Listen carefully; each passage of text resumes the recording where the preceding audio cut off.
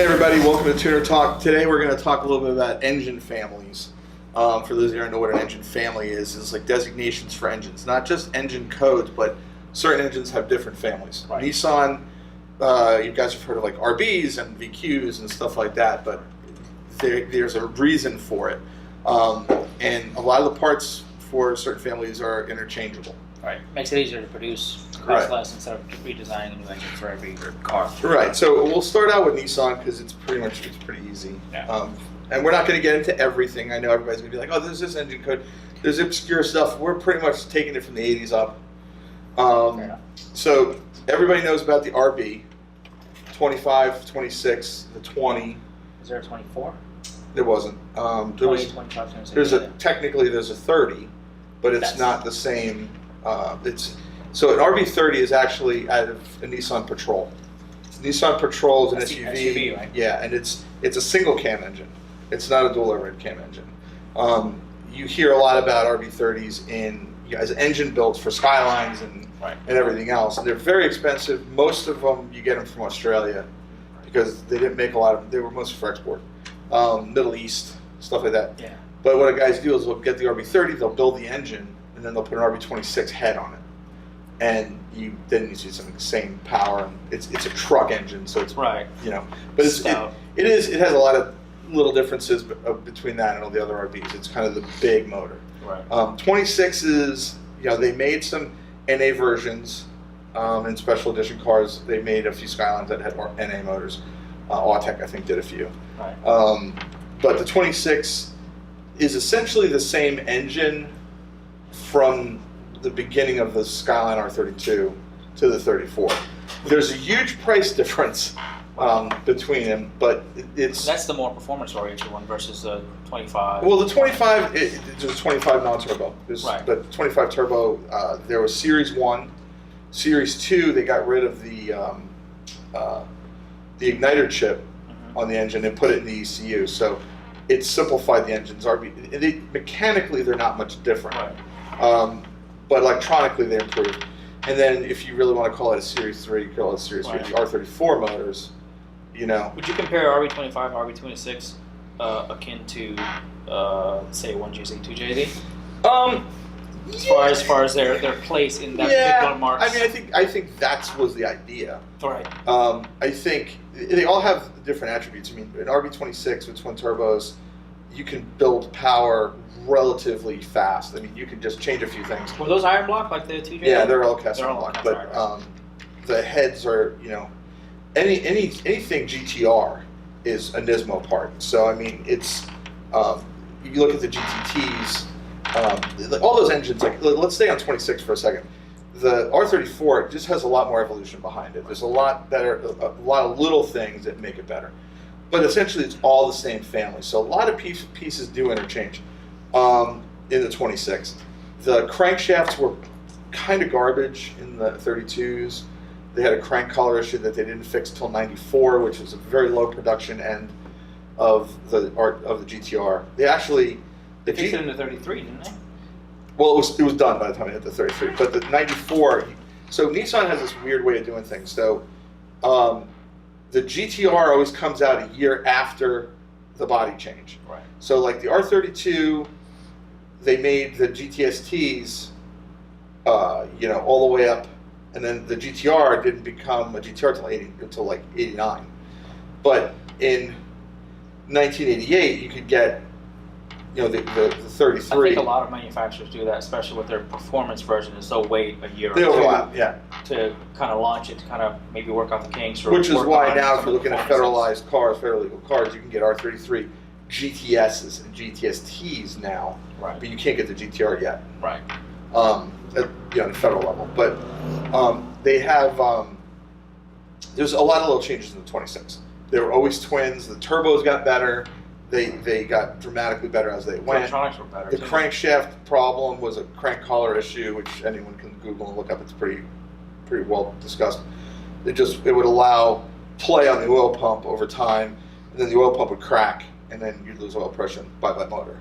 The problem got fixed in 33. It's pretty much unheard of in the 34. Right. But there's things. Most people don't even know that the RB stands for race bred. In other words, it actually has a meaning. The family name has a meaning. Right. And RBs they were built for racing. They trickled down into other things, but that's what the RBs are for.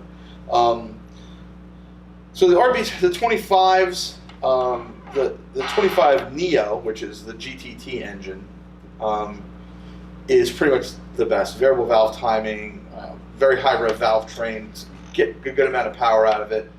As you go down, you go down. I mean, Nissan's kind of an evolutionary company. The motors get better over time. They do. Well, that's a smart thing to do. Instead of just changing it altogether, which Right. sometimes works out, sometimes it doesn't. I think evolving something that's already good is the way to go. Yeah, I mean, like, I'm not a big fan of the RB20, and I know there's a lot of guys out there with 32 GTSTs, and one of my friends has one that you can't kill it, and okay, yeah, but Is that one still a straight six? yeah, but it's basically SR performance Right. in an with an RB right. cost of maintenance. Right. So it's a more expensive engine to maintain than it is, and Might as well get the like SR. I said, it's an evolutionary company, so the RB20 was kind of the motor, and you That didn't work out. Let's tweak it. Yeah, let's get rid of it. Then you got the VQ, which everybody knows from 350Zs, 370Zs, all that stuff. Pretty bulletproof. Nissan is Using probably the biggest company for sharing family stuff, because you can find the VQ motor in an Altima, you can find it in a Maxima, you can find it in a Z, you can find it, I believe, in some of the trucks as well. Yep, the VQ40. Yeah, I mean, Yeah. So you can find all these, they share a lot. Yeah, they're all different versions of the same block. Right. You know, it's very stout. It's Honda, using my everything. God, everything's interchangeable. I mean, Right. and which is one of the reasons those cars get stolen so much, because all those parts are Right. interchangeable. But when you're dealing with the VQ, they're pretty bulletproof. It's just keeping an eye on them. People really. point out flaws in the VQ, but man, there's a lot of VQs out there. So if you find one or two of these engines that have problems, They're probably probably part of the found- 3%. That, Yeah, there's always that leeway. Yeah. Manufacturing. I mean, with Lexus, I mean, everybody's always saying, "Oh, I have problems with this car. My IS 5 years ago used Right. oil." Okay, but we're talking about numbers and math, and Right. overall, They sold 100,000 units, and yeah, that's why you see me say a lot of times overall. Right. Overall, Right. okay. There's going to be some outliers. The VR, which is the motor that's in the new Right. GTR, That's the evolution of the VQ. right, was just built specifically for that on car. steroids. Lots of differences. A lot more tech. A lot A lot more more tech. It's designed like RB26s are all designed to be all-wheel drive. It's so also the oil- turbo versus the VQ's NA. Correct. But I mean, when you deal with the RB26s, all the oil pans on RB26s have basically the front diff built into them. Right. So they're not designed to ever be a rear-wheel drive car. I mean, they put them in 240s and Right. other They stuff, just but cap you the- change it. Well, you change the oil pan. They sell retrofit pans now because so many people do it. Right. And you move the pickup and stuff like that. There was a Cosworth engine that did the same thing. It was built into the oil plant. Yeah? Yeah. For what car? Oh boy. I think it was an Escort Cosworth. Because there's a lot. I know there's a lot of that. It was an all-wheel drive rally kind of Ford stuff. rally Yeah, European like car. a Sierra. Because I saw it in an episode of Wheeler Dealer. They're rebuilding one, and it was built into the. I thought it was interesting. Yeah, it's interesting when you pull it out and you're like, wow, the axles are bolted right into Right the to oil the pan. Then you've got going down. You've got the SR motors, which they did make an SR20 DE NA motor, which was only available in Japan. Right. I don't think we ever got it in anything. It was, but if you had Actually, wasn't the 200 SX or whatever the Nissan version? Wasn't that an SR20D? I think they were all different engines. You talking about the pop-up headlights on the old ones, No, like the mid 90s. like Sentras? Sentra Coupe, But yeah. they're front-wheel drive. I'm thinking of a different. Oh, actually, you're right. There's another 2 liter. God, it was a Q car that Infiniti made. Mhm. There was a Sentra that had. It was a an G20. It was a G20, and that's a transverse. So with the SRs, there's 2 distinctly different versions of the SR within the family. You have the front-wheel drive ones, which were I think that's just SR20. were those cars, and then they made a turbo version of them, which was in like Bluebirds in Right. Japan, DU2. and GTIRs had basically they call it the Baby Skyline engine, which I hate that, but whatever. It's an SR20, but it's got like an S15 turbo design on it. It's ball bearing. It's a neat. I've owned one. It's a cool car. It's more It's style. a lot of fun for 10K. Yeah. But the SR motor is more prevalent in Japan. They put it in. You could get it in the in Sylvia's I think in it was a Japan. better motor than what we got here. The S15 Spec S had it. Yeah. And it's a really good motor. It's a long-lived motor. The turbo version of it was brought out to replace like the CAs, Right. which had a lot of issues, which is akin to say maybe a 7M Right. version of a Nissan engine. Yeah. But then you make a lot of power. They had issues. But the SR is another evolutionary motor. You had the red top, then the black top, then the S15 black top, and they got better every time. They got better every time. Right. The biggest difference is those motors are all timing chain, where a lot of these other motors, the VQs are timing chain. Yeah. Easy to service. Yeah. I had a VQ. And a lot less to service. Yeah. Changing your timing belt is usually the thing. Is you'll see a lot of times on a timing chain motor, the water pump is actually driven by belt. Right. Because they want you to change that more, because you're never going to change the timing belt in most cases. All you do is adjust it or change the tension on it. Right. The VQ that I had was super easy. To pop open the cover, make sure it's top dead center, pop it off, pop in the new tensioner, game over, done. Yeah, end of story. So it was super easy. But it's evolution. Easiest We've tension learned ever. over time. Yeah. The SRs, I like the SRs. I've seen them with 400 or 500 horsepower. They're pretty beastie. You have to spend the money on them. Right. You may not spend the money on buying the motor, but you're going to spend the money on the engine Absolutely. to really make the power and get the valve train right and everything. It's like a Honda B engine. They'll make Yeah. power, but you got to spend some money to make. And then going back for done talking about S chassis, the KAs, which we always joke it's the truck motor from Japan. It's a workhorse, but it's not. It's Yeah, not a great performance. it's not a engine great at all. motor. It's really not a great motor. They don't really hold on that well. It's low revving. It's just a simple. Yeah, and and the thing is, the wow. reason that engine even came here is because They only had it in one displacement. So yeah, the reason they came over here is they already emissions passed emissions in the United States with the K in the hard body pickup truck, Right. and they knew that if they wanted to bring the SR with the turbo and it was Nissan motors tend to run a lot on the rich So I had side, to change a lot. Of it wouldn't have made it. It wouldn't have made it. It wouldn't have made the cut. I don't even think they bothered changing anything. About I don't it, think they except bothered- the intake manifold. I don't think they wanted to try. And the KA, a lot. I see guys all the time. And God bless you. You built 400 horsepower KAs on. I'm like, man. I met a guy at a show recently. He's like, yeah, this KA does like 400. I'm like, wow. I was impressed. And he goes, yeah, I had to take the head off and drill the holes for the head studs bigger in the block and tap it, put bigger head studs in there because the head studs aren't strong. I'm like, all right, well now you're basically rebuilding an engine. Yeah. And that's basically it for Nissan families. When you get into like the Toyota stuff, I think it gets a lot more interesting. They have a larger number of engines. Most of them all good. Some of them, short-lived. Straight 6 V6. I mean, four-cylinder, the V8s. Most of the stuff's good. But the thing is, they have that amazing family relationship with Yamaha. That's gone back to the 2000 GT. That was one of the first twin cam sports cars. Yep. And it's carried on. And there's so many motors that you can't even find a motor anymore that's a performance Toyota motor that hasn't had Yamaha done somewhere. magic touch. Yep. I mean, we started with the. I don't think they missed a decade.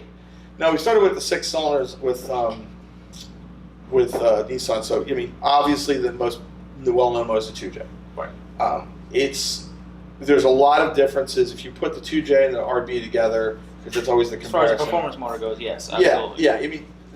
They were built to be an American engine for the most part, so the turbocharger is actually on the side. That's not going to get in the way of your steering or any of your components. It's on the hot side, yeah. Yeah, so the 2Js, the gearing setup, it's a gear drive oil pump. Yeah. It's impossible to really, you break a 2J oil pump, something catastrophic happened. Right.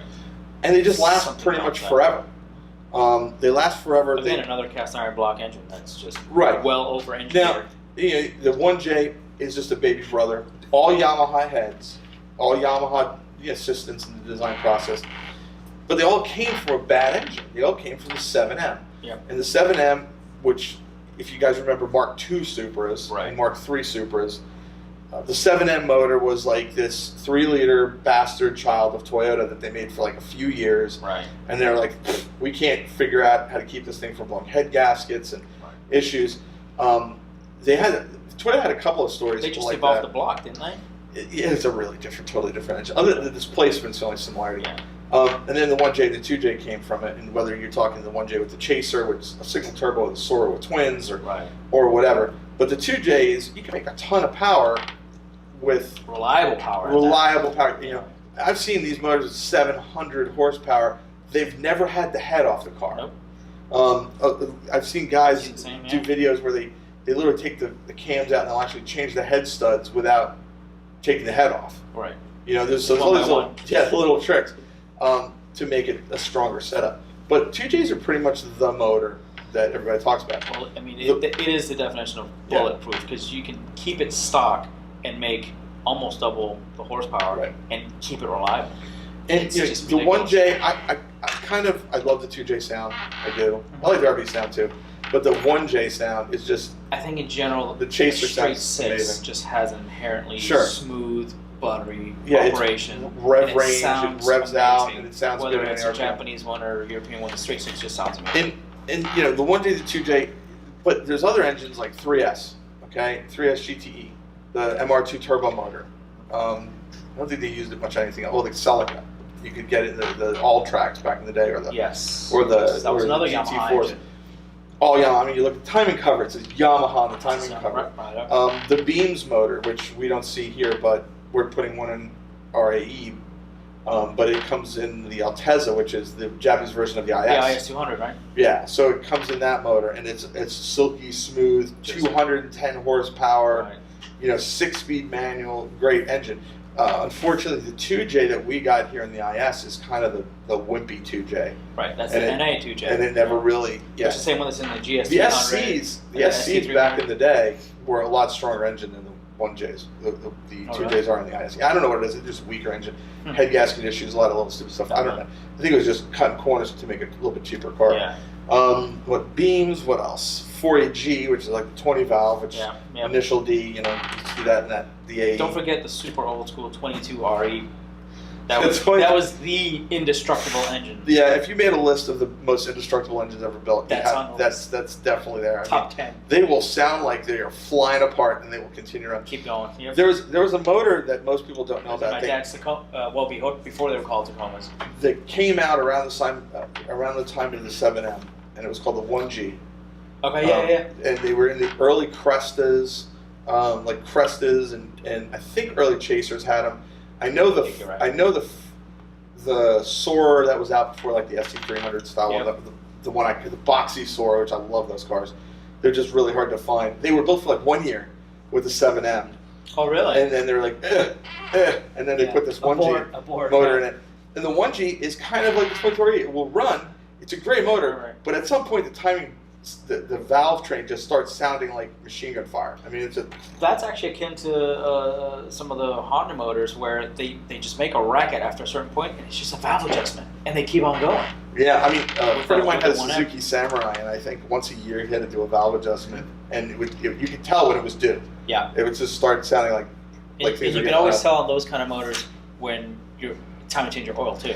Yeah. Well, if you hear that kind of noise in an RB26, it's time to change your engine. Yeah. It's gone. But you know, so getting back into that, now you really see the Yamaha intervention with all the Toyota stuff, because you see it in so many more motors now. Yep. So I have an RCF.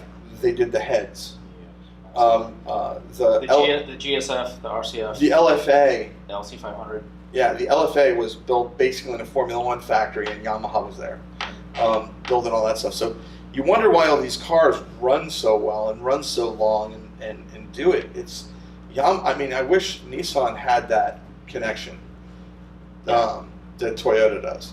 I mean, you could. Well, Yamaha is actually one of, I don't want to offend any Honda guys, but as far as bikes go, it actually is a more reliable engine. Oh, you totally offended me because I would never own a Yamaha motorcycle. But I mean, well, Honda or Yamaha motorcycle. I love the way Yamaha's look, but I'm a Honda motorcycle. Kawasaki's and Yamaha, that's fine. Yeah. But I mean, Honda. But they've got a lineage of 50, 60, 70 years of doing high revving engines, and that translates into what they've done with Toyota. They mostly work on the heads, and that's where you get that technology. Motorcycles, But when the LFA revs to 9,000, 8,000. Oh yeah, it's insane. It's literally a race engine. It's literally and that comes from that technology. It's amazing that engine's in a street car. Yeah. But when you deal with like the Honda family stuff, this is just too much to talk about. I mean, it's families for days. There's 4 engines next family. H, F. K, they made the Fs. They made the Fs for the S2000. They made about 2 more versions of it. It's the only thing they put in. And it was only 8 years. But if you get the family, man, B series have been around forever. And those were another one of those just swappable things. You can take the B16, the B18, the B17, the B20, and they were all interchangeable. That's why people built all these Frankensteins. They'll take a plain LS Integra motor, interchange the heads on it from a GSR or a Type or whatever you're for, and you've got H22s. I love those motors. Preludes. They've ridden so many different cars. H22 motor is a great motor. All the Honda stuff is really, but they were just built to run forever. And it's funny because they're all belt driven.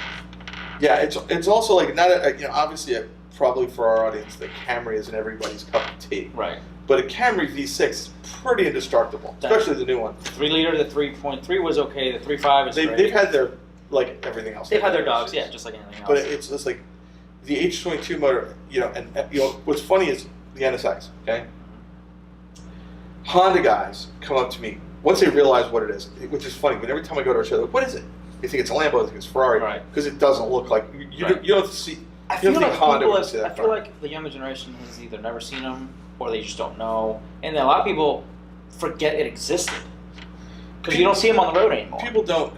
But it's one of the definitive, sports cars of the 90s. Yeah, generationally, I don't think people dig deep enough in their searches for things. Yeah. Like, I don't know about you, but I was obsessed. Like, I knew, when I was growing up, I knew displacement and RPM of, like, like Lamborghini Countach, and growing up, I knew it all.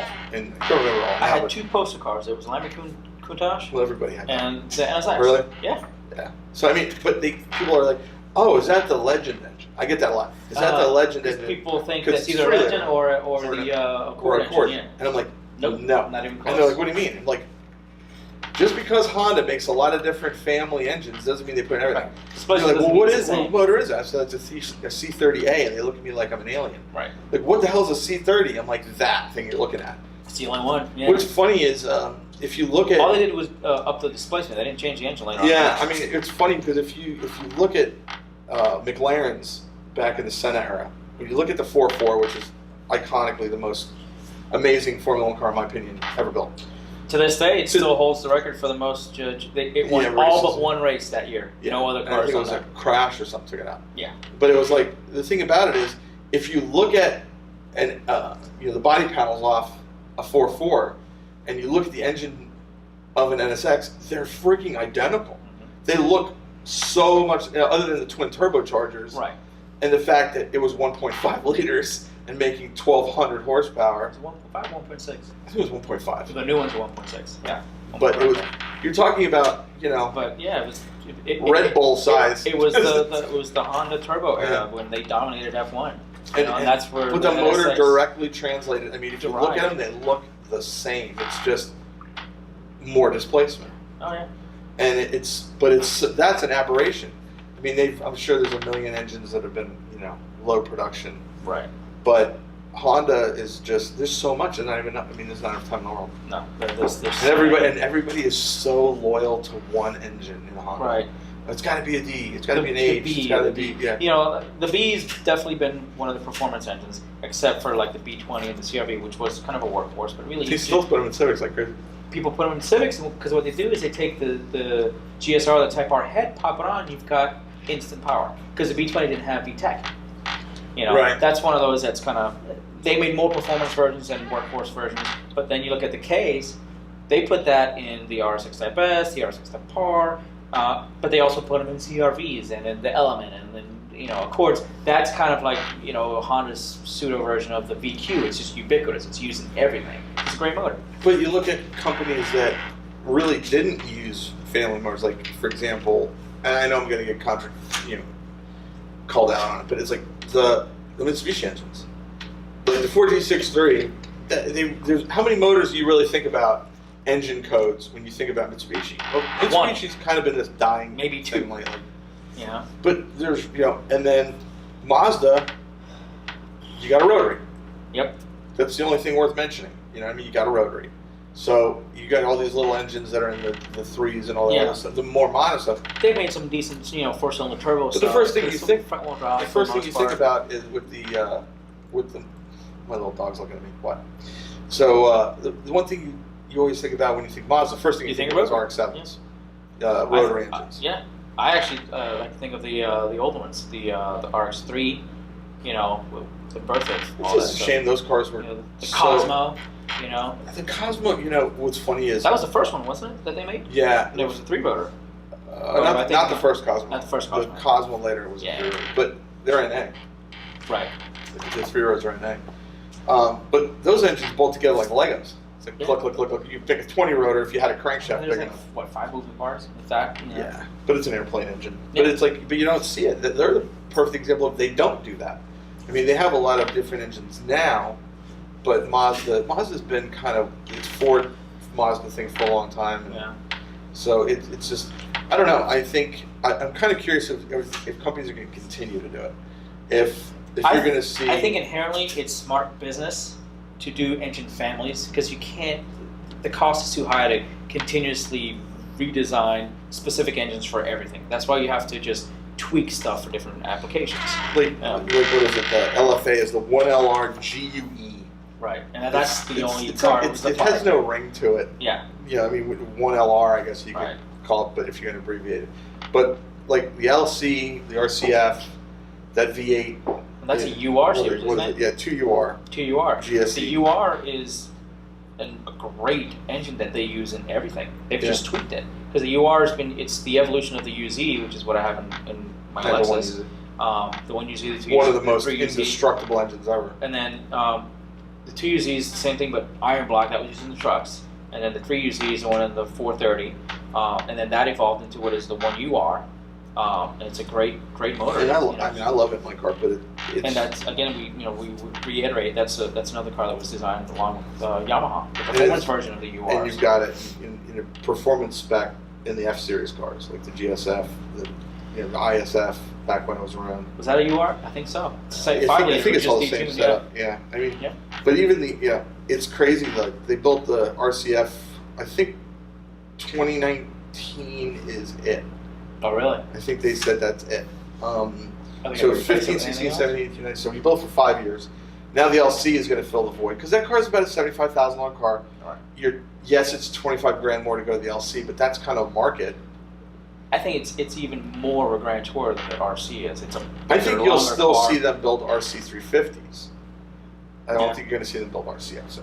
I know there's It's already like the ISF. They only built it two generations first ago. stint. Yeah. Again, 4 or 5 years. The, Something like the that. thing too is you're getting ready to see a new. I think in the next year you're going to see an LSF, and you're going to see the new LCF, Yeah. which if the story I've got is anywhere remotely close to true, is going to be a monster. Yeah. 600 plus horsepower V8 twin turbo. Oh, they're gonna twin turbo, so they're gonna finally. Well, they just did the anniversary edition Sell of the F.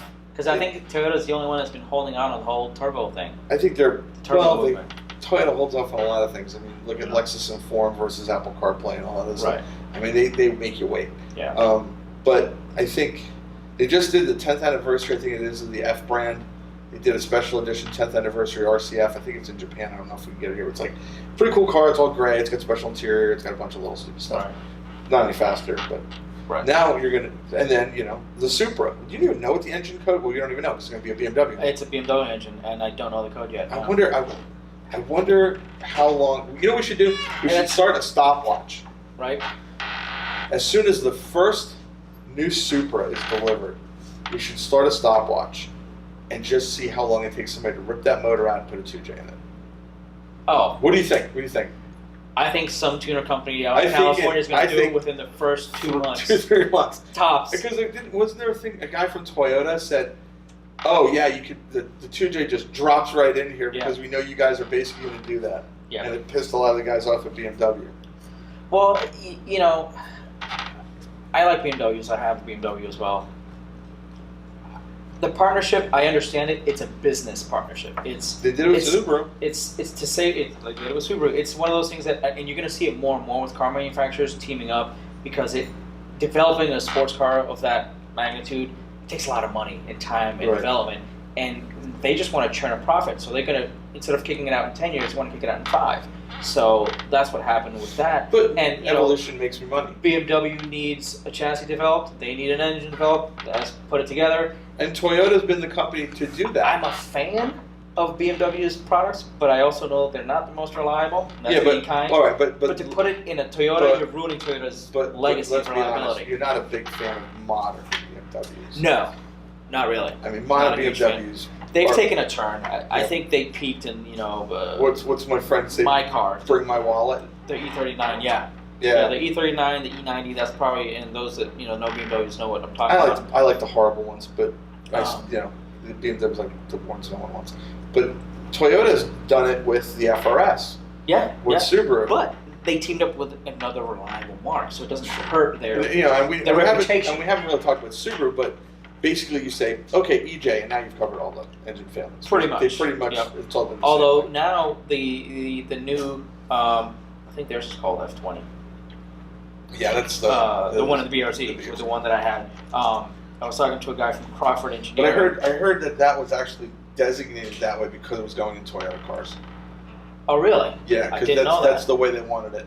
Toyota wanted it to be called the F20 because it Interesting. was going in their cars, and they wanted that motor that way. The interesting, and you might know this, about that is that car is essentially mechanically like 80% Subaru.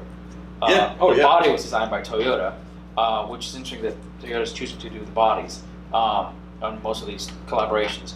But the fuel injection system was actually a collaboration. So the top of the BRZ that I had says Toyota. and Also, you got to Subaru. realize something about Subaru is Subaru's not really Subaru.